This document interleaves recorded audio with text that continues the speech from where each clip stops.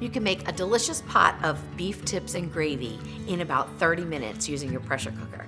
But if you want to take it a step further, I'm going to show you how to turn this into a 360 meal so that you have your rice and broccoli cooked at the same time. Welcome to the Salted Pepper, where we cook for real life using real food and we keep it real simple. Today's recipe is very simple. Beef tips and gravy in the pressure cooker. Now I'm using the Ninja Foodie 6.5 quart for this recipe, but you could use any pressure cooker that you want. We're not going to use the crisping lid, so you don't even need to worry about that. This is a very quick and easy recipe and you only need a few ingredients. First thing we're going to do is get the sear saute going so that we can saute our beef. So I'm going to go ahead and turn the Ninja Foodie on, hit the saute, high is what we want. And I'm going to put about a tablespoon of olive oil into the inner pot to let that heat up. Now I already have my beef tips made up. This is a sirloin roast that I cut up myself, but you can use various cuts of meat.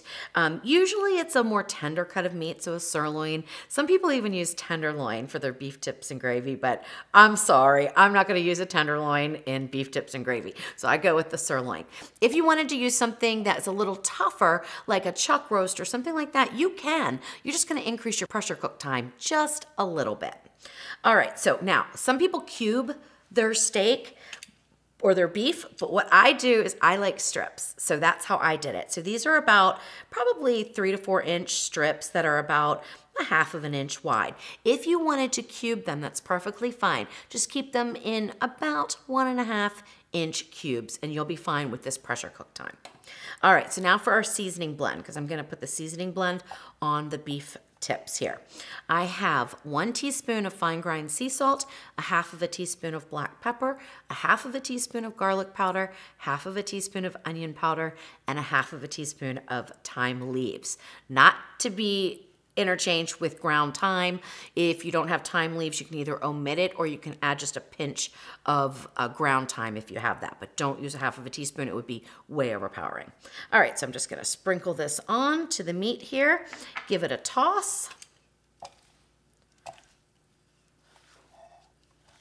And when that oil is hot, we will put our beef in and start to get it browning just a little bit. That's good. All right, so let me go over the other ingredients. I have 1 onion. Now, I'm gonna use 2 onions in this recipe, but right now I'm only putting in 1 medium-sized onion that is just in strips, probably about 1 inch or so. No worries. This is to flavor everything. The other onion is to add some texture because these will get very soft in the pressure cook time. So I'm going to add another onion a little bit later, and so we'll have some, actual onions that have texture. Then I have 8 ounces of mushrooms here. These are baby portobello, but you could use white mushrooms. That's fine. You could use 10 ounces, 12 ounces, 16 ounces, or omit them if you don't like mushrooms. No changes to the recipe at all, except just omit them or increase them. You don't need to change the time. All right, so now let's talk about our liquid. We are going to use, or I'm going to use, because you can decide what you want to use for yourself. I'm going to use 2 tablespoons of Worcestershire sauce, and I'm going to use 2 tablespoons of balsamic vinegar. Now, I really like the flavor the balsamic vinegar gives, but you don't have to use it. You could omit it, or you could use red wine instead if you wanted to, so either way, that's fine. The Worcestershire sauce, though, really does give a nice full flavor to the beef tips and gravy, so I recommend using that. And then for the thinner, well, they're all thin liquids, but you know what I mean. I'm not using beef stock today, which is unusual for me. I almost always use beef stock, but for this recipe, I wanted a really rich flavor, and so I'm gonna use beef consommate, which is by Campbell's. It's just in a can. It's 10 ounces, and you can find it where you find the canned soups. So it's not a usual ingredient for me. In fact, this is probably one of the only recipes that I use it in, but I really find that the depth of flavor is improved using the consommate. And what you're seeing floating on top is just some fat that comes out of the can. That's perfectly normal, so don't freak out about that. All right, now, think our pot's hot enough, we can put in our beef tips. We're just gonna saute them for about 2 to 3 minutes.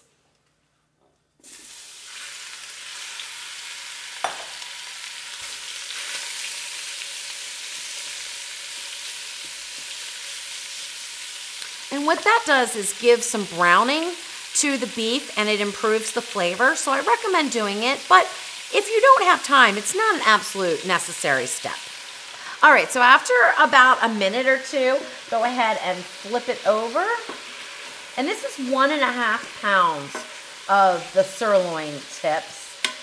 Now, if you are not going to turn this into a 360 meal, if you just want a big pot of beef tips and gravy, you can make more, okay? So you can double this. You could even triple this. The time will remain the same, so you don't need to worry about that because it's about the size of the meat strips or cubes that you use. So you'll be fine with doubling or tripling. But this is about the maximum that you can do when you're going to turn it into a 360 meal because we have to get 2 other layers of food in here. All right, and there goes the onions. We're going to put those in.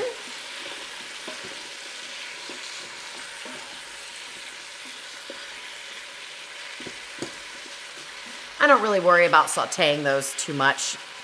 And then we're going to dump in the mushrooms.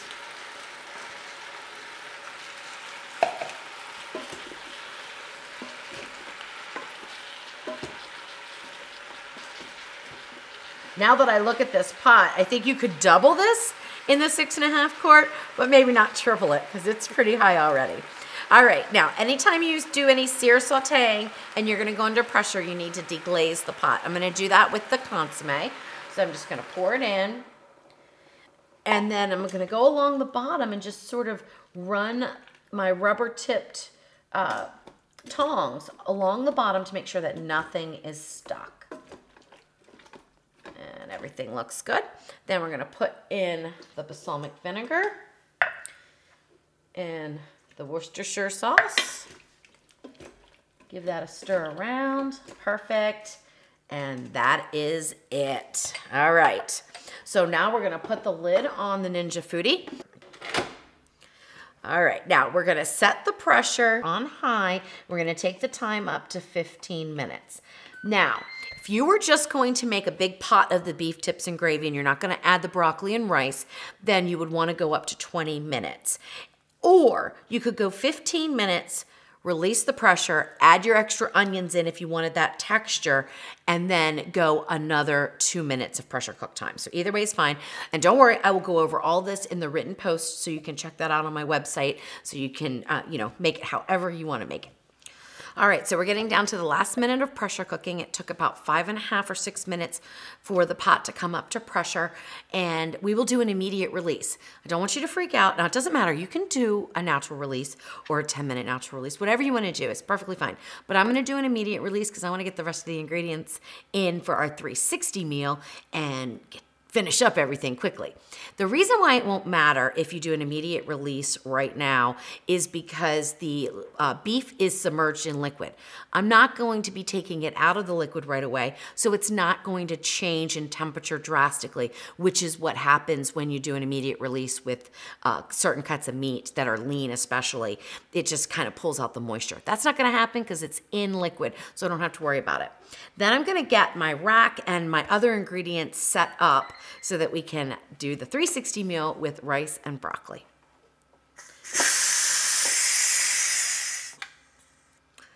All right, so once the pin in the back drops, yours might be red or silver, it is okay to open up the lid and do that away from you because it is going to be steamy in there. Oh my gosh, it smells amazing. It smells amazing. Now I'm gonna dump those, that other onion that I cut up, and I cut it up the same way in just little strips there. Go ahead and put the onions underneath. Get everything under the liquid. Now, if you weren't going to put in the extra onions, and if you weren't gonna pressure cook a second time like I'm gonna do, you could certainly just skip ahead to making the gravy, which I'm gonna show after we do this pressure cook time. But I wanna turn this into a 360 meal because I did it in one of my test runs with this recipe, and it turned out so amazing that I thought it was a great way to get a whole meal done all in one pot. So what I'm gonna do is use the reversible rack. Now, unfortunately, some of the newer models of the Ninja Foodie are not coming with the reversible rack. You can buy it from Ninja Kitchen, but if you don't have this rack, it's gonna be kind of hard to do the 360 part of this meal. But this is the reversible rack, so it can be in the low or the high position. We want it in the high position. And then I have a band that I use, and those are in my Amazon store, which I will link to below in the video description. And I have an 8-inch by 2-inch Fat Daddy-O pan filled with frozen broccoli. I definitely recommend using frozen broccoli or some other frozen vegetable that will cook in about the same time for this recipe. If you use fresh broccoli, it may get overcooked during the 2-minute pressure cook time. So I'm gonna put a lid on that. And we're gonna secure it to this rack underneath. And sometimes this goes smooth and sometimes it doesn't. So don't get too frustrated. It happens to me, and I've done this a gazillion times, and sometimes this goes on really easy and other times just not. Of course, with the video, it probably won't go on easy, right? So once I have the band there, then I just separate these so that it's kind of more evenly distributed, and it holds that rack up. Now the rack is gonna sit on top here, and it is gonna get into our mixture. So make sure that your bottom of your pot is nice and clean. And then this is gonna sit on top, and this is 1 cup of white rice that has been rinsed, and now I'm gonna add the water. I don't add the liquid to the rice until just before I'm gonna use it. So 1 cup of rice, this is plain white rice. It's not parboiled or anything like that. It's not instant, it's just white rice. And 1 1/4 cups of water. Now I use a little bit more water in this recipe than usually. Usually I do a 1-to-1 ratio, but I'm using 1 1/4 cup this time because we're gonna do an immediate release. We're gonna pressure cook for 2 minutes, do an immediate release. Otherwise, our broccoli is gonna get overdone. So because we're gonna do an immediate release, I'm gonna be pulling this out, and the rice is not gonna be quite cooked. So we're gonna leave the lid on and let it sit while we make the gravy, and in that time, our rice is gonna absorb that extra water, and it's gonna be done perfectly. All right, whoops, if I don't throw the water out all over me. Let me not do that. Let me put this in first, because you gotta kind of nestle it down in there and make sure it's sitting, you know, as close to the bottom as you can, because you need to leave enough room for this second 2-inch Fat Daddy-O pan. And this is a 6-inch by 2-inch. An 8-inch will not fit on the top layer. That's why I recommend getting 1 8x2 and 1 6x2 for these 360 meals. And even though it's sitting up a little bit above, it's not gonna matter because we've got a dome pressure lid. Just make sure it's to the front. We do not want to be impeding the seal or anything in the back. So I just sort of move it to the front. And then we've put the pressure lid on, turn the vent in the back to the seal position, and we're gonna select pressure, high is what we want, and we're just gonna go for 2 minutes. Now it's gonna come up to pressure pretty quickly because everything's still hot. So I would say within, you know, 4 to 5 minutes, if that, it might not even take that long. It's gonna go under pressure, we'll pressure cook for 2 minutes, and then we'll do an immediate release, and then we'll make our gravy. All right, so this is one of those snafu times that happen in the kitchen. And, you know, instead of masquerading it like it turned out perfect, I'm gonna talk through it in case it happens to you. So this Ninja Foodie, you know, I expected it to go under pressure within, you know, 5 minutes or so. But after 10 minutes, it wasn't under pressure. At about 12 minutes, the pin popped up. I thought, all right, we're good to go. But now it's been another 4 minutes. And it's still saying pre. It has never started the countdown. Now, if that happens to you and you have something just like the beef tips in there, you could just let it go. It's not gonna be a big deal. But because I've got rice and broccoli in here, I'm starting to get concerned. So I think it's gonna be cooked by now because it's been a total of 15 minutes. So let's just say that well, there it goes. Now what do I do? Now the moment of truth. So this was a total of 15 minutes to the countdown, which is a lot more than I thought. Now, when I'm testing recipes, I'm not always that good about writing that down, so I can't really say for sure if this is normal. So I'm gonna let it go. I was gonna release the pressure and be done with it because I thought it's gotta be done. But since it's just a minute left, I'm gonna just let it go. Then we can see, is that broccoli overcooked? Because then I can give you some guidelines if for some reason your pot is taking too long to switch over to the countdown. You can always stop it and release the pressure. And, you know, when the pin drops, get your food out. So, you know, those are things that I do sometimes when I'm testing recipes. If something isn't going as I thought it would go, I make adjustments. So anyway, I just wanted to talk that through with you guys in case it happens to you. And once we find out how that broccoli fared, we'll know a little bit more about what a good time to pressure should be for that second part. All right, fingers crossed.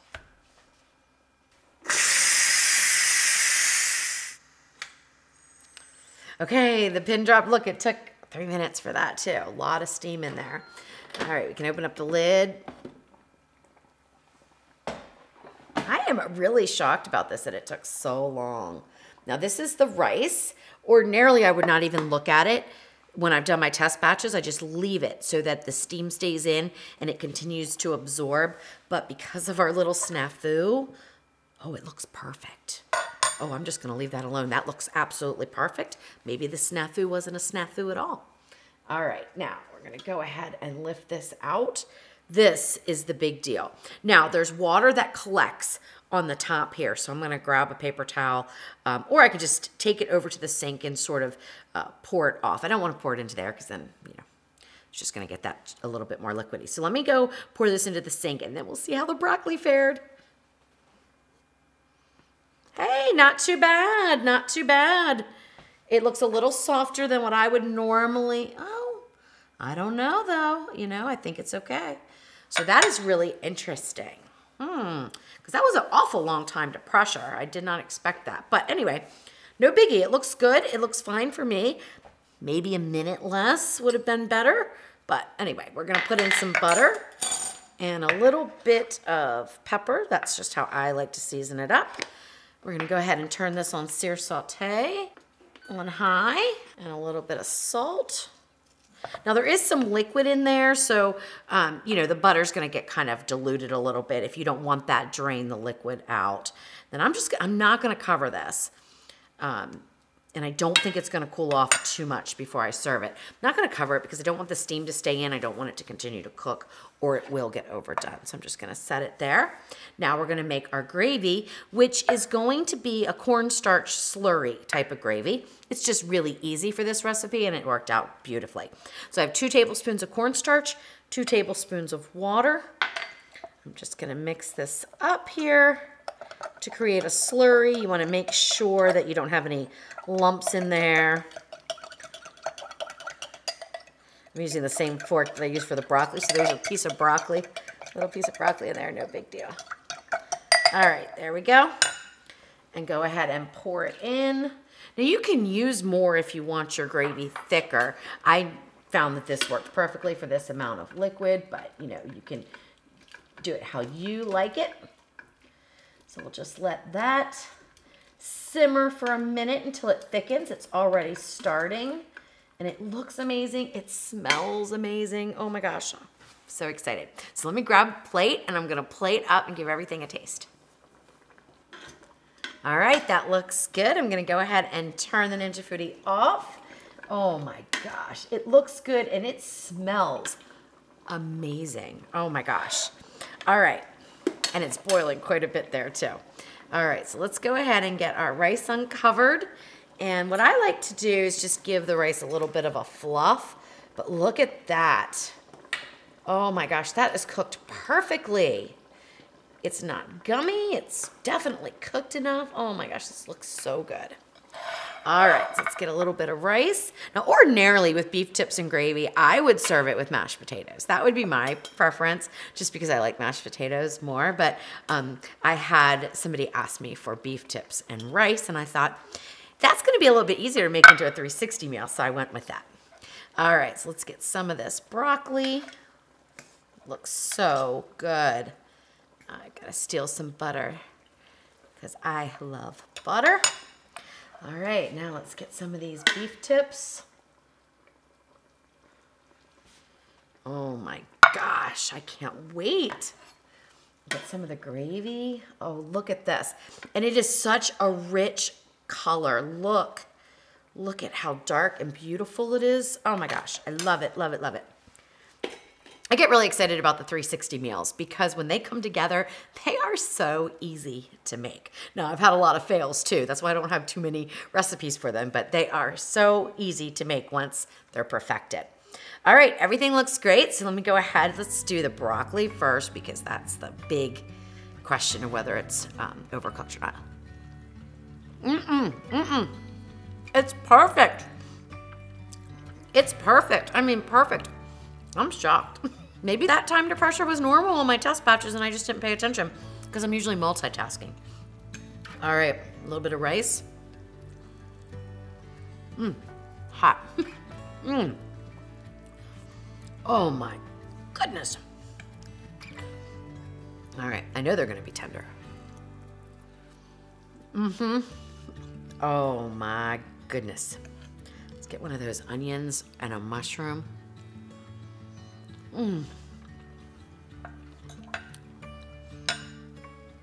This is so perfectly balanced. There is so much flavor.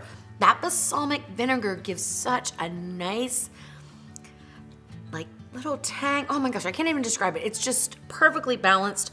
It is absolutely delicious. But of course, you can change up the seasonings. You can change up things. As always, make it yours, make it delicious, and keep it real.